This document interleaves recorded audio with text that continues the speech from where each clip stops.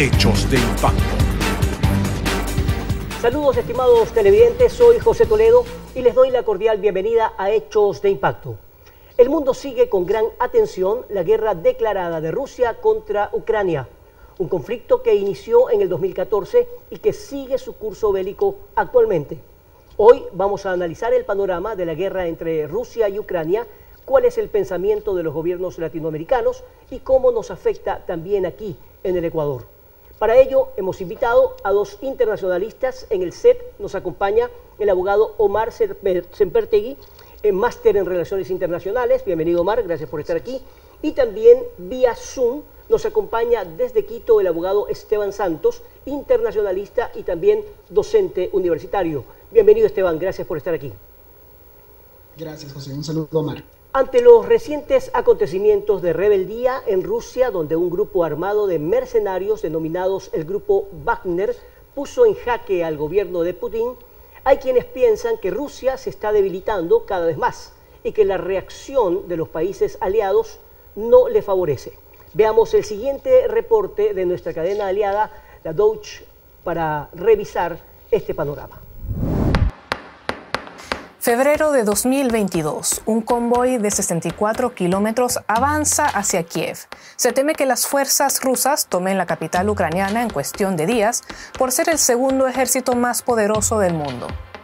17 meses después, Rusia no solamente no ha podido doblegar a Ucrania, sino que miles de mercenarios del grupo Wagner, un ejército privado que solía estar a las órdenes de Vladimir Putin, se dirige a la capital rusa, Moscú, como parte de un alzamiento armado contra la cúpula militar de ese país. Los mercenarios se quedaron a las puertas de Moscú, a tan solo 200 kilómetros. Para muchos analistas, la rebelión del grupo Wagner, aunque duró solamente un día, dejó en evidencia que el gobierno ruso se ha debilitado, pues hubo muy poca resistencia militar y civil cuando los mercenarios tomaron las regiones de Rostov, Voronezh y Lipetsk.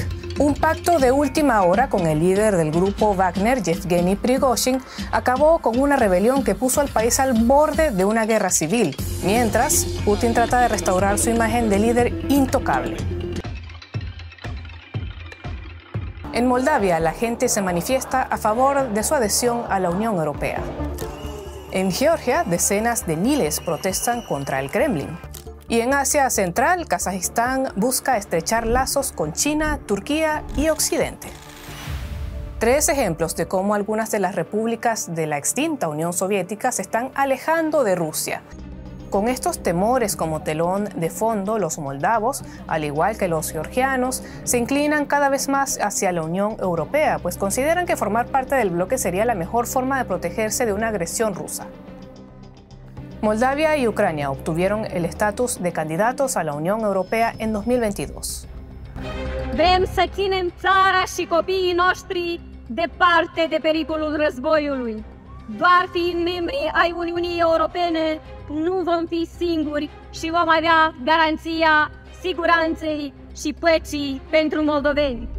Pero entrar a la Unión Europea no es solo cuestión de supervivencia. Para muchos se trata de construir una identidad nacional menos vulnerable a la influencia rusa y de resistirse a lo que muchos consideran la ambición imperialista de Putin. Bien, luego de este reporte que nos ambienta en todo lo que está ocurriendo en Rusia y Ucrania, definitivamente es una situación que antes lo veíamos aquí en el país como lejana, pero hoy más que nunca todo esto nos acerca de una u otra forma. ¿Cuál es su opinión con respecto al incremento de las tensiones y cómo nos afecta de una u otra forma, como decíamos, a Latinoamérica, Omar? Claro que sí, José, gracias por invitarme. Bueno, tenemos que analizar que el contexto actual en Europa se está moviendo no solamente en el ámbito político interno de los países de la Unión Europea.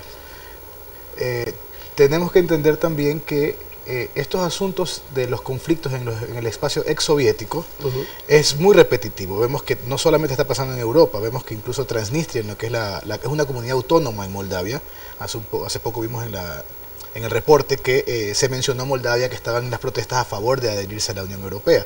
Pero también tienen un sector llamado Transnistria, que luego, cuando el conflicto escale a más, porque el conflicto ucraniano no se va a detener este año, posiblemente veamos un levantamiento también en ese sector de Moldavia. Entonces vemos que geopolíticamente Rusia está tratando de retomar los territorios exsoviéticos para asegurar sus fronteras. Esa es su postura, digamos, desde el realismo político. Siempre lo ha dicho así Putin, ¿no? Claramente. Ahora, pero entendiendo que Rusia definitivamente es una potencia mundial, ¿tanto tiempo le ha tomado tener el control de Ucrania y no lo ha podido realizar? ¿En base a qué? En gran medida se debe a la ayuda de Occidente. Básicamente la Alianza Atlántica, la OTAN, le ha dado cerca de 300.000 millones actualmente de dólares en lo que son armamentos, ayuda humanitaria y bueno, entrenamiento y demás, incluso con vehículos de guerra. Pero si comparamos el presupuesto de Rusia con el presupuesto de Ucrania, si no hubiese la intervención de la Alianza Atlántica, obviamente Rusia ya hubiese dominado y doblegado a Kiev. Pero con la ayuda de la Alianza Atlántica, pues se ha equiparado esto, ¿no? Esto en la teoría de las relaciones internacionales se llama la competencia de grandes poderes o de grandes potencias. Ahora, Esteban Santos, sí, entendiendo justamente lo que estamos conversando, decir que este conflicto puede detenerse o ampliarse, ¿de qué va a depender en las próximas semanas o meses? Yo creo que hay que regresar a ver a la historia. Es muy importante, muy interesante los hechos últimos de este levantamiento armado por parte de una milicia que fue creada en gran medida por el propio Putin. Recordemos que esta figura de este señor Yevgeny Prigozhin nace gracias a la figura de Vladimir Putin, y la historia de mercenarios ha estado siempre presente en la historia de la humanidad. Ahora, ¿qué es lo interesante y por qué llama tanto la atención lo que está pasando en este momento en Rusia? Porque claro, este grupo de mercenarios no solo que se alzaron en armas en una sublevación, como ustedes lo anticipaban, que en principio se dice duró solo 24 horas. Ahora, llegaron a 200 kilómetros de Moscú, tomaron instalaciones militares, como muy bien se señalaba, e incluso una primera ciudad de Rostov sin mayores levantamientos por parte de quien supuestamente es el pueblo que ama a su líder Putin. Entonces, ¿qué pasó ahí? Para mí, en la historia, si regresamos a ver quiénes fueron los últimos dos personas que quisieron invadir a Rusia, pues fue Napoleón y fue Hitler. Y los dos sabemos cómo terminó la historia. Y también me parece muy interesante ver cómo en la historia, pues, como tal de Rusia, estos levantamientos, que si bien han sido sofocados, han sido siempre la antesala de grandes caídas. Y esto lo vimos como fue la salida de Trotsky por parte de Stalin, cómo efectivamente cayeron los zars, o cómo se desmembró la Unión Soviética, y cómo se dio un primer levantamiento que fue en su momento calmado por parte de quien gobernaba en ese momento, Boris Yeltsin, que fue el vicepresidente que tuvo una gran incidencia, y cómo Gorbachev parecía que en su momento, cuando planteó la famosa Glasnost y la perestroika, había permanecido en el poder. Bueno, solo 4 meses después se dio esta caída de la Unión Soviética. Entonces, ¿qué es lo que está pasando en este momento y las especulaciones, José? Como ustedes muy bien también lo han señalado, este es un conflicto que, claro, tiene una incidencia desde el 2014, cuando se dio esta toma de Crimea, cuando se dio un cambio en el orden político de Ucrania y empezó un poco el acercamiento hacia Occidente, hacia la Unión Europea y hacia la Alianza Transatlántica de la OTAN.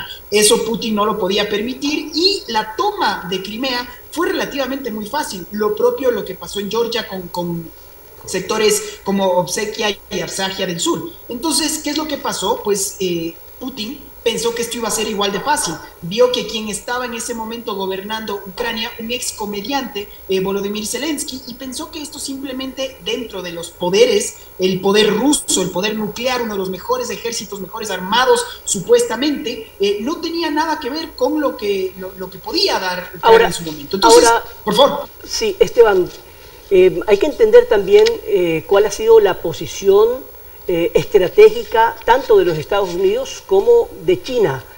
La pregunta para los dos: ¿cómo analizan esta posición de ambos países?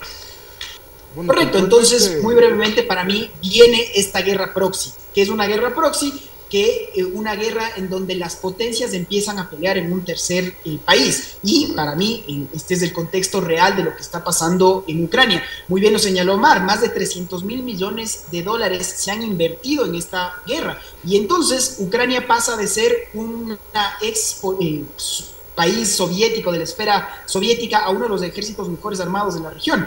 Y yo creo que a diferencia de otras ocasiones, esta guerra, también comparto con pena que no va a terminar en el corto plano, esta guerra va a terminar sea con una retoma de todas las fronteras desdibujadas por parte de Putin, esto es, con la retoma de Crimea, con un desmembramiento de lo que se conoce como tal nuevamente de lo que está pasando en Rusia, o lamentablemente con el miedo de que esto pueda elevar aún más las hostilidades. Por eso la importancia del apoyo europeo, la importancia de los Estados Unidos, y creo, termino con esto, lo radical que la suerte de Putin está en manos de quien en su momento lo veía un poco hacia abajo, países, potencias ya como China y como la India.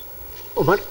Bueno, para añadir y contribuir un poco con lo que había dicho Esteban, recordemos que Rusia, el imperio ruso en aquel entonces tuvo una guerra con Japón que también los desgastó. Fue una guerra de un año, no fue tan larga como la que ya lleva actualmente, son 496 días de guerra con Ucrania, pero en aquel entonces esa fue una guerra que desgastó la imagen de los zares, y luego de eso vino la revolución bolchevique como conocemos, como bien puntualizaba Esteban. Entonces, si tomamos en cuenta esos antecedentes históricos y tomamos en cuenta que incluso en 1991, cuando se disuelve la URSS, también pasaron por un proceso en el cual hubo un desgaste. Recordemos que en el 84 y 85 hubo una guerra con Afganistán en la que no salieron bien parados la Unión Soviética. Entonces, ¿qué nos indica? Que podemos comenzar a ver que se están dando los primeros resquebrajamientos de lo que es una estructura totalmente vertical en el sistema de poder ruso. Bueno, con respecto a Xi Jinping es un hombre muy, digamos, pragmático. Sabe que no se debe meter mucho en los asuntos internacionales, en asuntos internos de otros países. ¿Por qué? Tiene dos conflictos que no puede lidiar. Uno que es el Tíbet con India, que es un punto caliente que, digamos, lo han tibiado, lo han enfriado un poco. Y el otro es Taiwán, en el que han crecido las tensiones en el estrecho de Taiwán. Entonces, si Xi Jinping en el año pasado, en agosto, en un mensaje ambiguo dijo que respetaba la autonomía de los territorios que tienen derecho a independizarse, automáticamente Washington nos hizo esperar y le dijo, bueno, entonces, ¿qué opinas de Taiwán?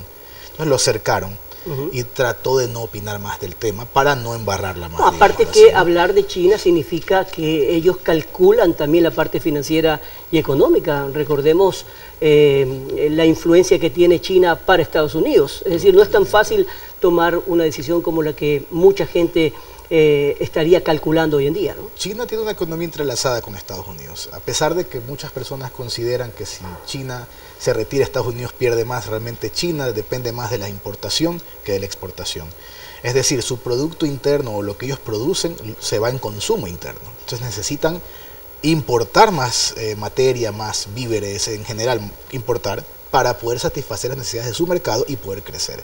Es decir, con las sanciones que le pusieron a Rusia, China no aguantaría ese año de guerra con Taiwán, por ejemplo, a pesar de que sería una guerra también naval, que es mucho más compleja que una guerra terrestre, como en este caso vemos que Rusia llega caminando, prácticamente pueden llegar a Kiev, como vimos que pasó el año pasado en los primeros intentos. Ahora bien, después de todo este tiempo que ha transcurrido en esta guerra entre Rusia y Ucrania, ¿cuál es la posición y hasta qué grado afecta a gobiernos latinoamericanos?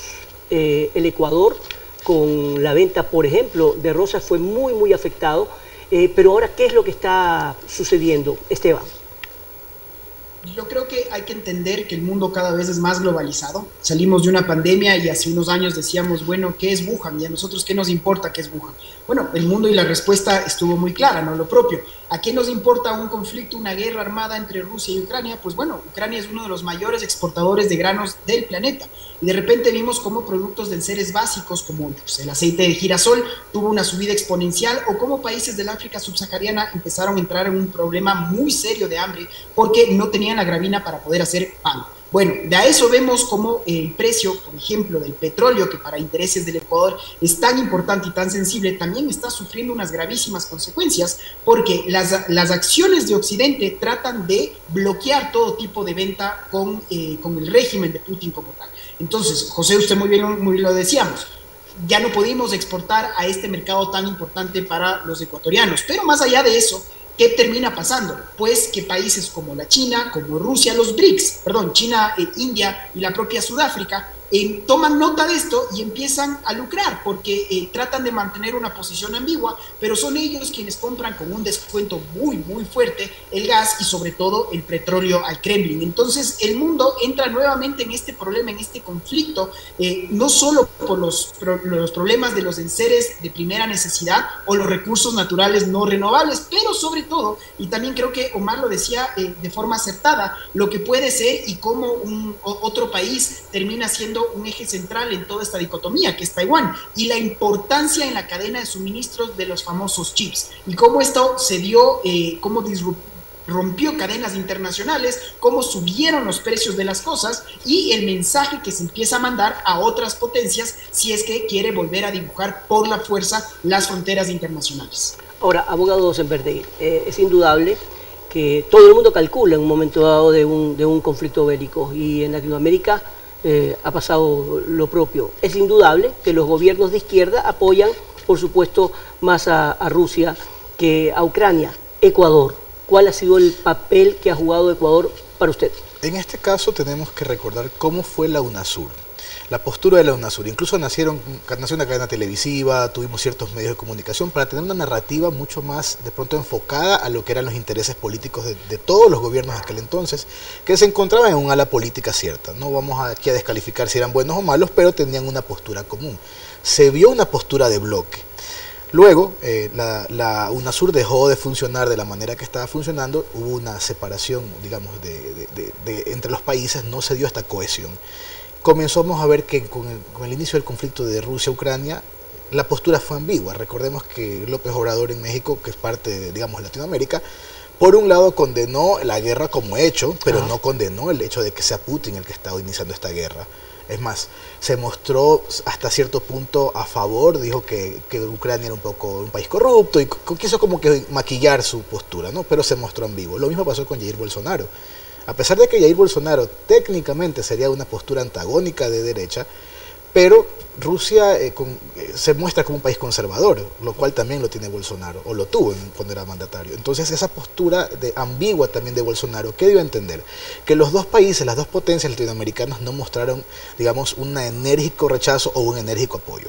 Tenemos a Venezuela, tenemos a Cuba, tenemos a Nicaragua, que sí se mostraron totalmente a favor de lo que estaba sucediendo en Ucrania.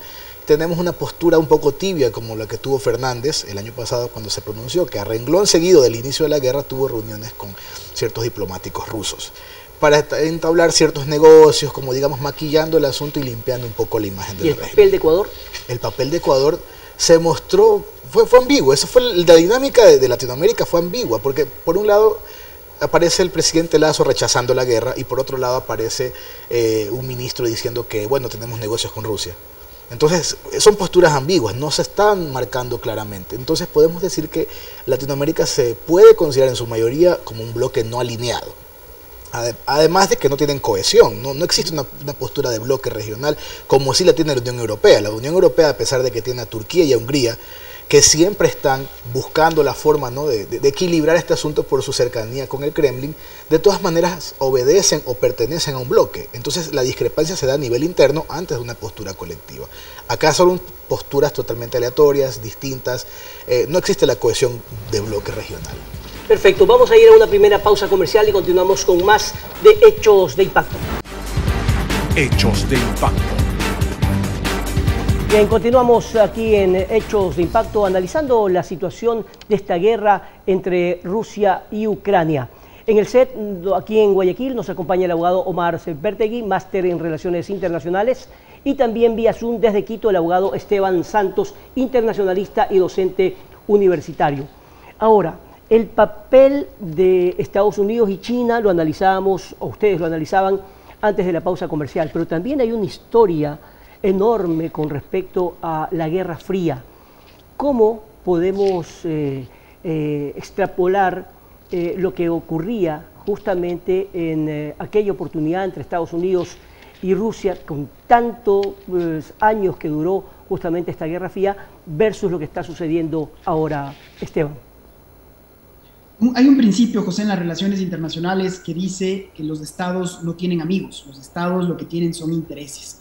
y cómo estados que fueron amigos, aliados con un mal común, que fueron los nazis en su momento, tan pronto terminó la Segunda Guerra Mundial, pues por estas posturas tan antagónicas entre la democracia, el capitalismo y el comunismo de Stalin, pues empezó inmediatamente este nuevo episodio en la historia que fue la Guerra Fría como tal.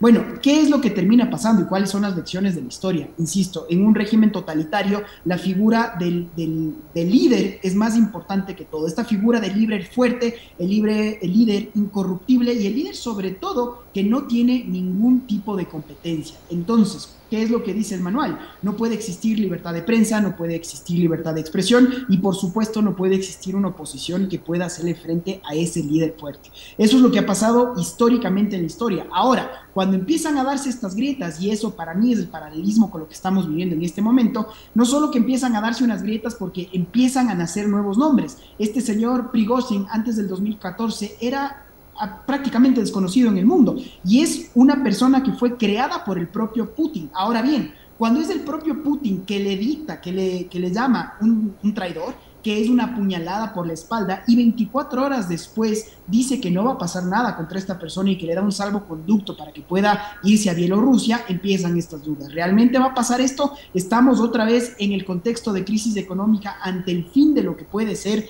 esta era Putin, porque recordemos que la Rusia de Putin hoy está más dividida que nunca, hoy está más pobre y aislada del concierto internacional.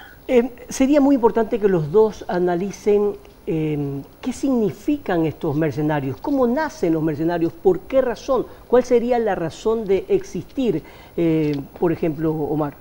Bueno, recordemos también que Prigozhin, como menciona Esteban, él inicia su carrera militar un poco antes del 2014, es decir, tiene una especie de estreno ya a nivel europeo con la guerra de Crimea, pero el grupo Wagner ha estado funcionando o teniendo ciertas misiones en África. Entonces no es un grupo militar, digamos, estatal, sino que es un grupo de mercenarios, como se llamaba, es un ejército profesional contratado. No es el único ejército profesional que opera en Rusia o en esta guerra. Tenemos también al ejército o el grupo armado de Chechenia, de Kadyrov. Entonces este otro grupo que obedece a ciertos... ¿Que responden a quiénes? Responden a Putin. Y de hecho Putin hace una semana, a raíz del conflicto que hubo interno, ¿no?, con el posible golpe de Estado que estaba... digamos, conmocionando al mundo mientras Wagner se dirigía hacia Moscú, cuando se atenúan las discrepancias, aparece Lukashenko en escena. Y Lukashenko es el que por medio de una gestión diplomática termina negociando con Putin y negociando con Prigozhin para que ellos vayan a Bielorrusia y se encuentran actualmente en Bielorrusia y alrededor de 5.000 a 10.000 soldados de Wagner se encuentran en Bielorrusia actualmente.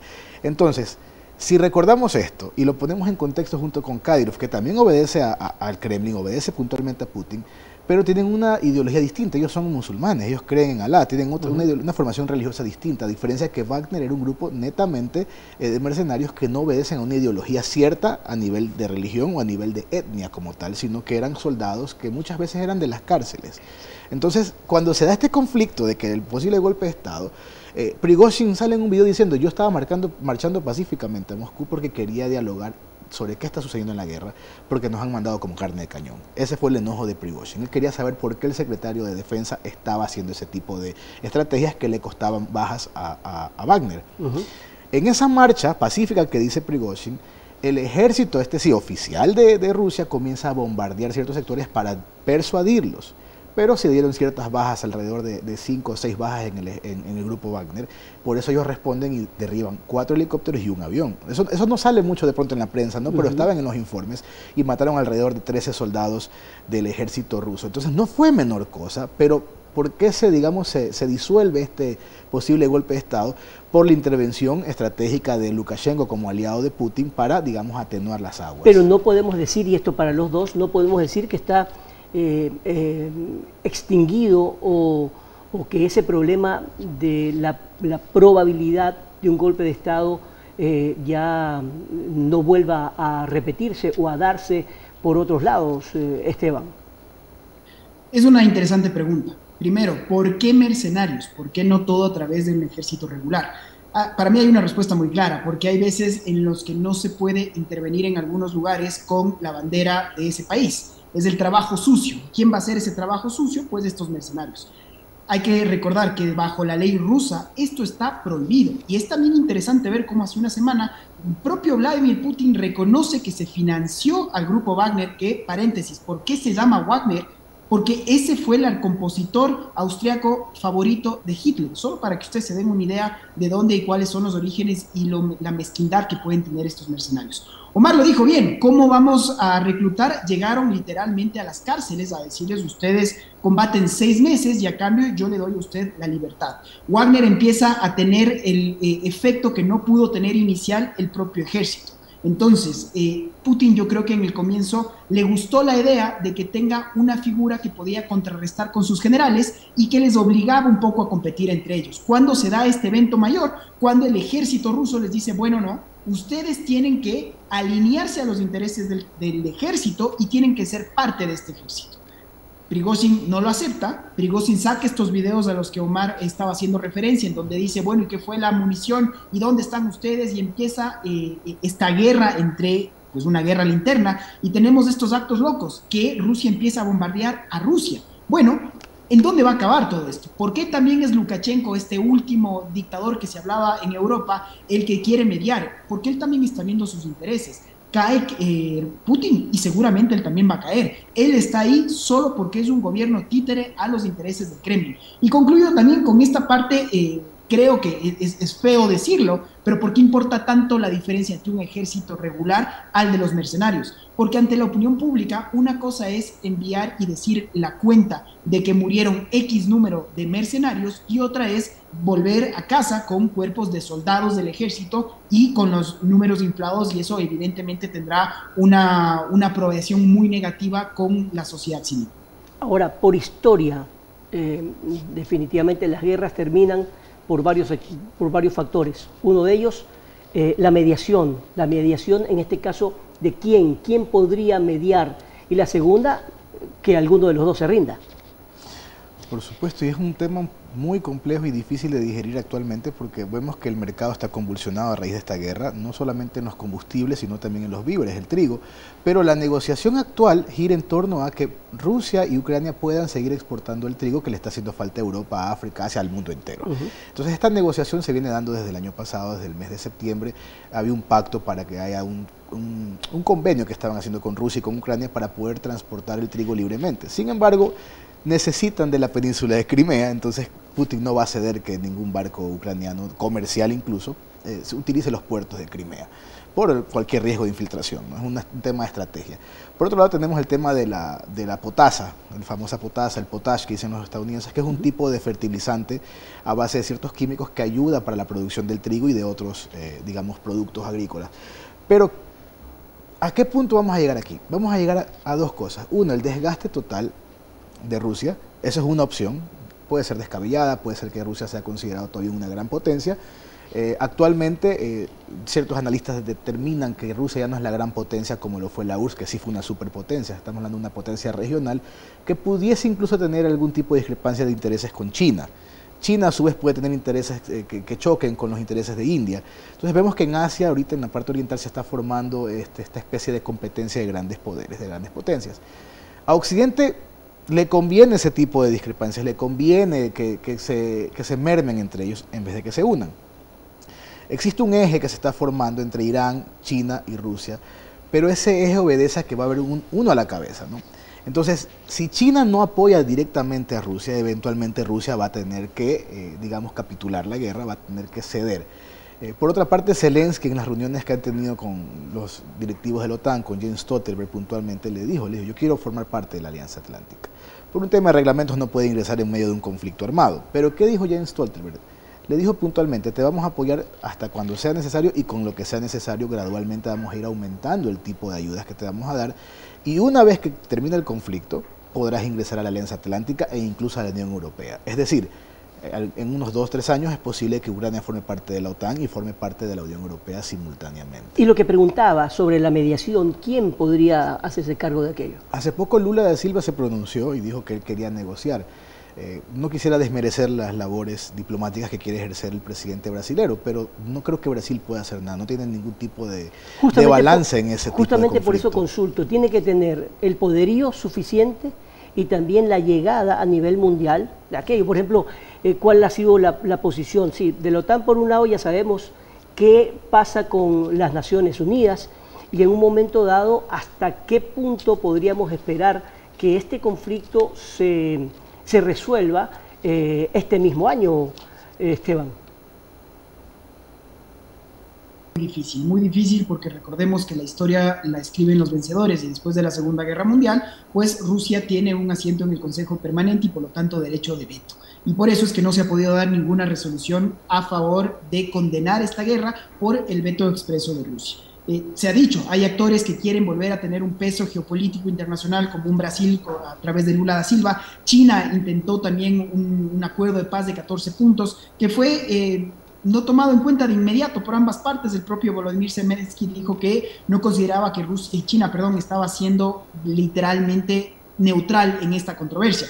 Pero hay para mí un elemento adicional y yo creo que es el hartazgo que tiene el pueblo ucraniano y la determinación que tienen de esta vez sí terminar de una buena vez con todo lo que ha sido esta relación tóxica que han tenido histórica con el Kremlin. En 1932 los ucranianos perdieron casi 1.5 millones de personas a causa de una hambruna creada justamente por el régimen soviético contra los denominados kulaks. En el 2014, cuando se intentó dar este acercamiento hacia Occidente, hacia la Unión Europea, pues se da esta invasión, se toma toda la provincia de Crimea y 14 años después tenemos otra invasión a gran escala y se trata de tomar toda esta región del Jersón y volver con la misma idea de no permitir que estos países ex soviéticos puedan regresar a ver a cualquier otro lado. Entonces yo veo que hay una determinación del pueblo ucraniano a dar el todo a cambio de tener su libertad y su independencia. Y por eso es que lo veo muy difícil una mediación en este momento, porque el Kremlin no se puede quedar con las manos vacías. Toda esta ingente cantidad de recursos, todos estos muertos, ¿a cambio de qué? Y lo que han dicho los ucranianos, de acuerdo a varias estadísticas que ha presentado la propia OTAN, 8 de cada 10 ucranianos están de acuerdo en conseguir con la guerra hasta que se termine de volver a recuperar todo el territorio perdido. Vuelvo a insistir, esto es incluso la provincia, a todo el archipiélago, pues, de Crimea. Entonces, como tal, veo muy difícil que esto se pueda dar, salvo que empiece a resquebrajarse, como es lo que estamos viendo en Rusia desde adentro, y eso sí puede ser, sin duda alguna, un cambio radical en el curso de este conflicto armado. ¿Cuál es el ejemplo que le dan a muchos países en el mundo entero de esta situación? Es decir, habíamos pasado ya por la Primera y la Segunda Guerra Mundial, habíamos dicho que esto no iba a volver a ocurrir nunca, una Tercera Guerra Mundial estaríamos hablando de que nos hagamos pedazos absolutamente todos en el universo, es decir, que a nadie le debería convenir, propiamente dicho, una guerra de esta magnitud, que ha escalado pues mucho más tiempo de lo que la gente pensaba, porque al comienzo, cuando recién empezó esta invasión, definitivamente pensábamos que iba a durar muy poco tiempo. De hecho, existen videos en los que incluso Lukashenko se pronuncia y dice que la guerra no pasaría de una semana. Exacto. Putin también lo había mencionado de pronto de forma alegórica, ¿no? Un poco bromista, ¿no? Diciendo, no tienen nada en contra de nosotros, no pueden, como decir, mantener el nivel de una guerra con Rusia. Recordemos que Rusia tiene un armamento nuclear de suma importancia, tiene más de 6.000 ojivas, es el país que tiene más ojivas nucleares a nivel, o sea, digamos, de destrucción masiva, es la potencia mundial que tiene eso. Seguido de Estados Unidos, pero sin embargo la destrucción total, la aniquilación total del planeta no le beneficia a nadie. Nos quedamos sin planeta, todos morimos, que vamos a vivir en la luna, vamos a ir en una nave espacial. Entonces, eso se tiene que contemplar, por eso se hablan de bombas tácticas nucleares, las cuales están curiosamente en Bielorrusia, donde se encuentra actualmente el grupo Wagner. Mencionó Esteban hace poco que el grupo Wagner es un grupo de mercenarios, pero que no obedecen, digamos, a lo que serían los principios del derecho humanitario. Es decir, son mercenarios que pueden ser considerados criminales y punto. A diferencia de que si un Estado comete un crimen de lesa humanidad, pues se condenaría, en este caso, al mandatario. Como vemos ya en la Corte Internacional, ya existen investigaciones y procesos en contra de Putin.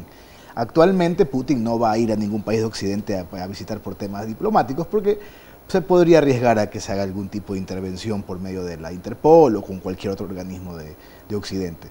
Pero, ¿cuál es el ejemplo? Pues recordemos que en la Guerra Fría hubieron muchas guerras similares a estas. Tuvimos la guerra de Corea, la guerra de Vietnam, la guerra de Afganistán, por mencionar unas cuantas. En los Balcanes tuvimos bastantes guerras también. Entonces, no es la primera vez en la historia que pasamos por algo así. Quizás estamos viendo esta transición del orden mundial, que en algún momento fue considerado unipolar. A partir de que la Unión Soviética en el 91 se disuelve, hasta el presente, digamos, hemos vivido una unipolaridad de Estados Unidos como superpotencia, ¿no? Es decir, con presencia en todos los mercados, con presencia militar en todos los mercados en general, sea marítimo, aéreo o terrestre. Tienen bases militares en África, en Asia, las tuvieron en algún momento también acá en Latinoamérica, aún quedan algunas. Sin embargo, China no ha llegado a eso todavía. China está creciendo con respecto al tema de dominio geopolítico y con bases militares en África y en otras partes de Asia. Rusia no tiene esa presencia todavía a nivel global. Quizás esas alianzas que estaba estableciendo con países de Latinoamérica, como en algún momento se habló de la crisis de los misiles en Cuba, por ejemplo, no lo ha vuelto a retomar. El que está retomando ese rol es China. Entonces, de pronto esta guerra de desgaste también le conviene a China, y China simplemente se muestra de pronto como una especie de falso aliado, porque no le está dando realmente recursos a Rusia. Entonces, ¿cuál sería el enfoque para lo que queda de este año y para el siguiente año? El conflicto no va a decrecer, el conflicto de pronto va a aumentar. De pronto sí veamos el uso de bombas nucleares tácticas, que sí son de destrucción, pero no masiva. Y eso es un gran riesgo que quizás Occidente no lo tolera. Ahora, esta es una pregunta para los dos, por supuesto, es muy subjetiva, pero creo que vale la pena. Con un gobierno en poder, por ejemplo, de Donald Trump, ¿qué hubiese pasado con estos peligros de los que se hablaban, con las declaraciones altisonantes que normalmente ha tenido sobre este tema Donald Trump? Omar y Esteban, por favor. Bueno, Donald Trump se mostró como un conservador, algunos lo llaman populista por su práctica política, pero él en las relaciones internacionales logró cosas que son incluso hitos, como por ejemplo la reunión con el presidente de Corea del Norte, lo llevó incluso a Estados Unidos, le estrechó la mano. Si vemos el dominio escénico que tuvo Trump con respecto a Kim, pues nos daremos cuenta después de que la arremetida para negociar que tiene. Exactamente, y era una negociación que se había dado después de una alta crisis de tensión en la cual Corea del Norte estuvo amenazando con realmente lanzar misiles intercontinentales. Entonces no es que pasamos de una discusión al estrechón de manos, pasamos de una casi pelea a un estrechón de manos, a una visita. Trump dice en entrevistas que le regaló balones de baloncesto que le gustaban, firmados por todas las estrellas de la NBA. Entonces vemos que él tuvo una llegada distinta, ¿no? De pronto en esta guerra, hay videos de Donald Trump en 2018 y 2019 cuando se reúne con Zelensky y le dice: los problemas que tienen con Putin, arréglalos ahora, le digo. Y Zelensky le pedía ayuda con respecto a armamentos y le dijo: los problemas que tienes con Putin, resuélvelos, reúnete con él y resuelve esos problemas tuyos, se lo dijo Trump. Trump también le dijo al Consejo de Seguridad de la Unión Europea, en algún momento le mencionó que su dependencia energética y comercial con Rusia le puede jugar un papel en contra de pronto cuando se dé una guerra. En ese momento se rieron, hay videos de que se reían los mandatarios de la Unión Europea y del Consejo Europeo. Posteriormente se da esta guerra actual y dicen: te lo dije, ¿no? Es un básico te lo dije. Entonces quizás así se hubiese evitado las tensiones. Es decir, como que al comienzo muchos países, incluidos en Ecuador, no le tomaban muy en serio a Donald Trump y en la forma justamente de comportarse no solamente fuera de cámara, sino sobre todo ante las cámaras, Esteban. Donald Trump es la versión de todo presidente populista que con pena en Latinoamérica estamos muy acostumbrados, y fue la primera vez que los norteamericanos tuvieron que vivir con ese fenómeno, y vimos cómo acabó desde el primer presidente que está acusado ya de crímenes penales, y vamos a ver si es que las instituciones norteamericanas son así de fuertes como para poder sobrellevar a un mandatario.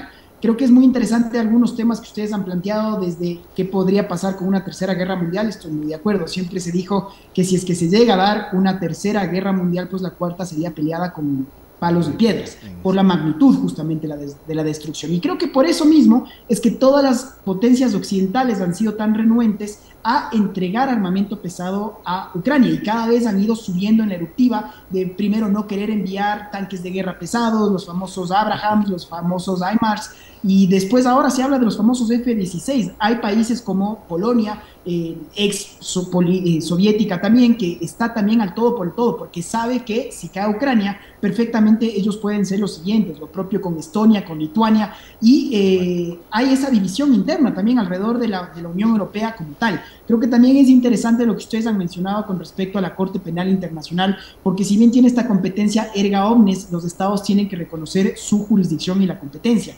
Putin en Rusia no lo ha hecho, tampoco lo ha hecho, ojo, los Estados Unidos, ¿no? Pero por eso es lo interesante de que Putin no pueda poner un pie en terceros países, porque habría esta obligación de tener que detenerlo y esto podría pasar pues a otro tono.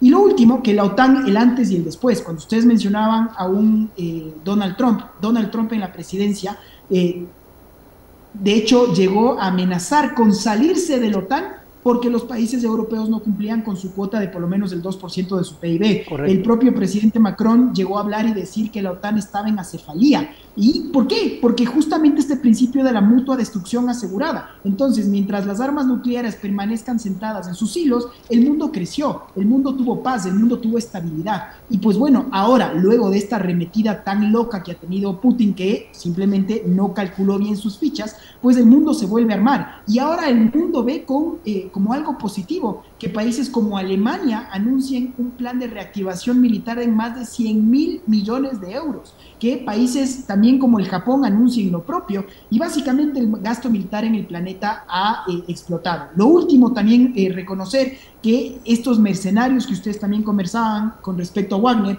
tienen una presencia, en mi criterio, extremadamente relevante, sobre todo en el África, en lo que fueron conflictos como Libia, como Siria, en Yemen, en la República Centroafricana. ¿Y qué va a pasar entonces con todos los minerales que están siendo controlados en este momento por Rusia? Porque hay recordemos otra vez la historia, esta idea de salir de lo que fueron mis potencias occidentales en torno a lo que fue la esclavitud que se dio en el África, pero sobre todo este proceso imperial, y regresaron a ver a estas potencias emergentes de China y Rusia. Entonces, será muy interesante ver qué va a terminar de pasar en estos otros sectores, pero concluyo también con esto: mientras se ve que Rusia empieza a tener, que estas placas tectónicas empiezan a chocar y no hay este control, fíjense en ustedes cómo otros conflictos empiezan a sobrellevar, como otra vez tenemos en el estrecho de Karno-Karabaj lo que está pasando otra vez entre dos países como Armenia y Azerbaiyán, que parecía que estaban tranquilos por esta mediación rusa. El momento en el que el gato regresa a ver otro lado, pues los ratones otra vez empiezan a pelear. Creo que todavía mucho está por decir, y justamente es interesante regresar a ver esto con un prisma netamente de enfoque de relaciones internacionales. Perfecto, vamos a ir a la última pausa comercial y volvemos con la última parte, la parte final de nuestro programa Hechos de Impacto. Ya regresamos. Hechos de Impacto. Bien, vamos a la parte final de nuestro programa Hechos de Impacto, analizando junto al abogado Omar Selpertegui, máster en Relaciones Internacionales, y también con el abogado Esteban Santos, internacionalista desde la capital de la República, lo que ocurre con Rusia y Ucrania. Recapitulando, Zelensky era considerado al inicio de esta invasión como un héroe. ¿Continúa teniendo ese nivel, ese papel? Bueno, Zelensky ha ganado bastante popularidad a nivel internacional. Actualmente se habla de Zelensky como una especie de héroe de la libertad, ¿no? Porque estamos hablando de que la agresión la inicia Rusia. Indistintamente de que en relaciones internacionales el principio de que solamente me favorece a mí lo que yo haga como país, digamos como un todo, sí queda la opinión pública de cuán dañina es una guerra, sobre todo los crímenes que se han dado en ciudades como Gerson o en Bakhmut, allá en Ucrania, en los cuales incluso civiles han sido ejecutados. Una cosa es que mueran de pronto como una baja o una cuestión de casualidad, otra cosa es que sean ejecutados, ¿no? Maniatados y ejecutados podría ser por el grupo Wagner o podría ser por los de Kadyrov. No sabemos exactamente todavía a ciencia cierta porque no han salido los reportes. Pero Zelensky se ha dado a conocer al mundo, pasó de ser conocido como el actor, incluso lo quisieron ridiculizar bailando, que él se vestía, ¿no?, de una forma estrafalaria, como una especie de drag. Pero posteriormente, con esto de la guerra, ahora su imagen, ¿no? Sale el vestido con una ropa similar a de un militar, no se disfraza totalmente, ¿no? Pero se ve que él está como que en movimiento, se ve que está obrando, se ve que está realizando actividades diplomáticas, se reúne con el Consejo Europeo, se reúne con los directivos de la OTAN, se reúne con diferentes personajes y personalidades a nivel mundial en busca de ¿qué? En busca de ayuda. Entonces, él no habla en nombre de él, habla en nombre de su país y de su población. Él habla de cómo ha sufrido la población. Entonces, la imagen de Zelensky actualmente es la de un héroe. Por otra parte, la imagen manejado de Putin, también por una propaganda comunicacional impresionante. Totalmente, es una campaña sin precedentes, similar a la fuerza que tuvo incluso la campaña del COVID cuando se hablaba apoyado de las por medios de comunicación de todo el mundo. De todo el mundo, exactamente. Y ahora hablemos de la campaña de cómo es la propaganda rusa. Putin, nos venden esta imagen de Putin, ¿no? de que cabalga sobre osos, de que es un ser magnífico, ¿no? Que es súper fuerte, que tiene cintas negras, que es un tipo disciplinado, que estuvo en la KGB, que nos da a entender que tiene formación militar, diplomático y conservador, y entonces se ve como una especie de un estatista muy propio de estos regímenes orientales en los cuales está el culto de la personalidad. Pero al inicio de esta guerra, la imagen de Putin era una, y en el transcurso de esta guerra la imagen de Putin es otra. A nivel interno en Rusia hay un problema con la imagen de Putin debido a las reformas que han hecho para que se pueda adquirir muchos más, digamos, civiles que se metan a la milicia para formar parte del ejército ruso. Eso ha debilitado la imagen, porque incluso la penalidad es de 10 años a 15 años por digamos, no ir a acudir al llamado de las reservas, no ir al llamado de formar parte del ejército, y incluso algunos han buscado la forma, ¿no?, de sabotear los puntos de enlistamiento. Han bombardeado estos centros con bombas Molotov porque la pena es menor, dicen, solo son 3 años, dicen ellos. Esteban. Yo creo que es interesante hablar de Volodymyr Zelensky porque él es una figura que ha estado a la altura de las circunstancias. Tiene 46 años y es el 6º presidente que ha tenido Ucrania desde su independencia en 1991. Se quiso justamente hacer una mofa de él porque antes él fue comediante. Él tuvo un rol que está esta figura en Netflix en donde él interpretaba a ser presidente. Entonces, claro, el hombre duro del Kremlin pensó que esto iba a ser algo extremadamente fácil de lograr sin más pasarse por encima. Pero, insisto, creo que Zelensky ha estado a la altura de las circunstancias y esta persona que se ve ahora como lo que tiene que estar, es un presidente en guerra y no tiene por qué estar visto con corbata o en foros internacionales respetando un protocolo. Él es un líder que ha salido con celular en mano a tomarse selfies y se ha quedado en en Ucrania. Cuando en su momento los líderes occidentales le ofrecieron el lograr sacarle del país, él dijo: yo no necesito un Uber, lo que necesito es armamento. Y esta frase se volvió una suerte de hito que logró juntar a los ucranianos en una causa común. Por eso es que en este momento yo veo que es interesante ver cómo a través de la figura y el legado que está dejando Zelensky hay un pueblo cada vez más unido, hay un pueblo que tiene una moral muy alta y no es lo mismo de lo que se puede decir de Rusia, que los jóvenes están preguntándose, bueno, ¿y yo por qué estoy peleando? ¿Qué estoy haciendo aquí? Por eso esta diáspora que se está dando, no solo que vamos a tener efectos en este momento, sino de cara a las próximas generaciones, que las nuevas generaciones estén saliendo despavoridas pues de Rusia porque no quieren enlistarse en el ejército, y estas nuevas generaciones, esta fuga de cerebros que está perdiendo Rusia, pues le va a pasar una factura sin duda muy muy alta. En conclusión, para mí esta es una guerra absolutamente innecesaria que Occidente le ha tomado el pulso, y que esto es el resultado de esta guerra va a marcar justamente lo que vaya a ser potencias emergentes como la China con Taiwán, como la India, qué va a pasar justamente con este nueva pesos y contrapesos en el concierto internacional. Seguiremos hablando de unos Estados Unidos que sean el hegemón sin más. Hasta ahora parece que sí, porque es de los grandes ganadores, y todo todavía está por darse porque siguen dándose los conflictos, pero hay un mundo occidental sobre todo que está cada vez más anuente a facilitar este armamento pesado en pos de que pueda terminar de liberarse el pueblo ucraniano. Esteban y Omar, ¿es probable, es posible que ocurra una nueva perestroika?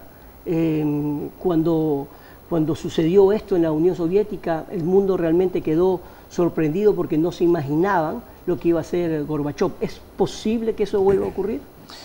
Bueno, la situación actual en Rusia no es la mejor. Económicamente están pasándola duro. Quizás no son los resultados que esperaba Occidente con las sanciones, pero no la están pasando tan bien. Sobre todo que se ha reducido la importación, se ha reducido el nivel de exportación de ciertos productos que tenía Rusia por producto de la misma guerra, que fue causada puntualmente por Rusia. No es que Rusia se está defendiendo de nadie, más vale está acrecentando sus dominios en su zona de influencia. Entonces, sí podríamos pensar que si lo que en la intervención que hizo Lukashenko, de pronto lo que Wagner estaba haciendo no era simplemente un reclamo, sino que también pudo haber sido un avivamiento para que las demás personas, porque hay videos donde se ve que el pueblo de Rostov aplaude a Wagner, salen a darle víveres a Wagner, es decir, no tenían animadversión en contra del grupo Wagner, es decir, no había una enemistad en la que se diga, no, tú estás traicionándonos a nosotros como rusos.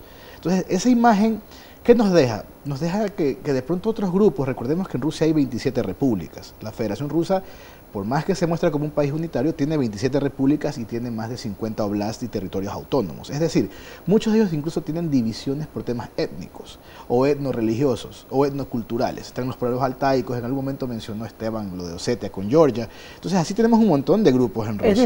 Es decir que puede haber un momento dado alguien que reemplace a esa figura, como hablábamos de Gorbachov, por ejemplo. Rusia es una olla de presión que quizás todavía no llega a un nivel de calor suficiente para que explote de pronto, ¿no? O para que se cocine un golpe de Estado per se, pero ya vimos un primer indicio, digamos una chispa. Recordemos que Dagestán y Chechenia incluso está con su ejército particular, está ayudando a esta guerra en Ucrania, pero siempre existe este resentimiento de otros chechenos que no están en este grupo de Kadyrov, que están en contra de la participación de los chechenos y dicen, recuerda que ellos nos bombardearon a nosotros. Chechenia fue bombardeado por Rusia para mantener la unidad.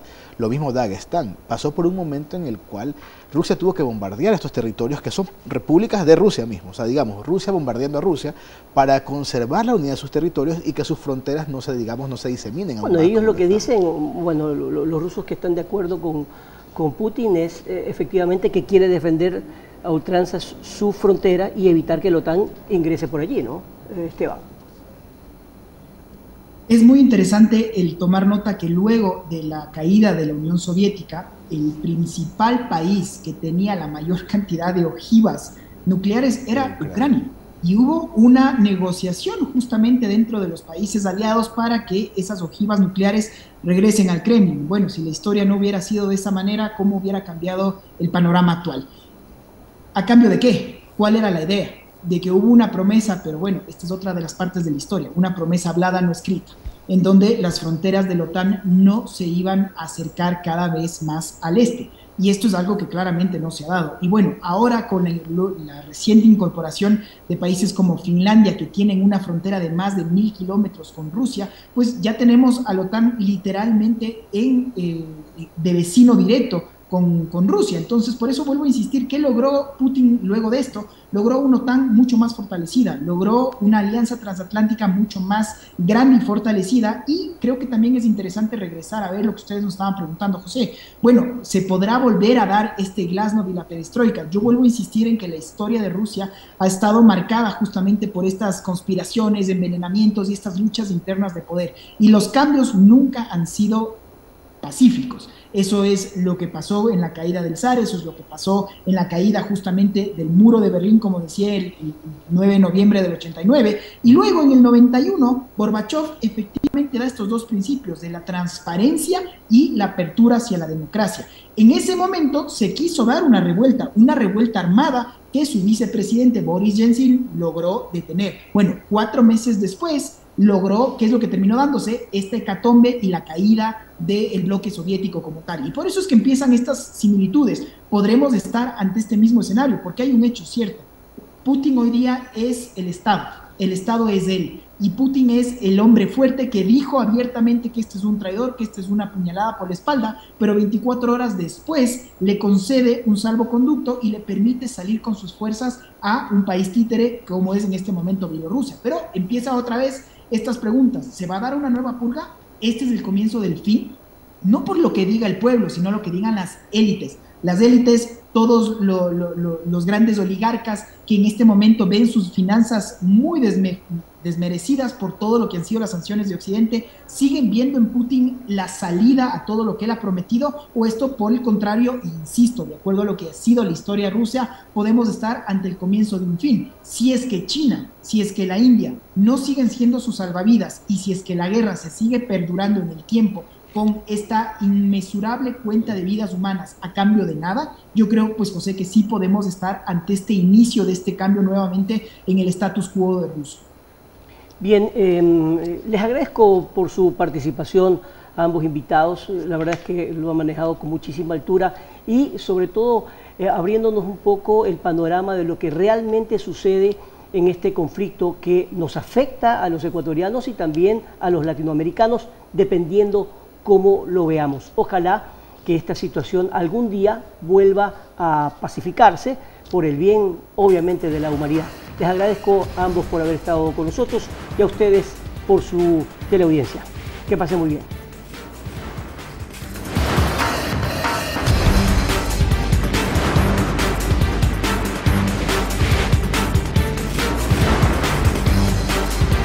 Hechos de Impacto.